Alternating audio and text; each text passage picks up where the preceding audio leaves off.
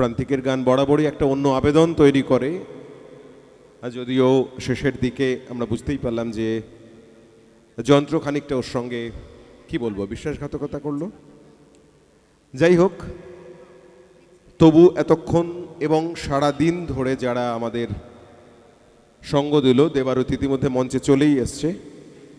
আমি চাইব জি মিউজিক, তার কর্ণধার প্রকাশ রয়েছে এখানে, শঙ্কর আছে, ছোটন আছে এবং হিমালয় এবং আরও যে ভাইরা আছে, একটা জোরদার করতালি চাইব আপনাদের সবার কাছ থেকে, কারণ ওরা না থাকলে সত্যিই এই অনুষ্ঠান হয়ে ওঠে না।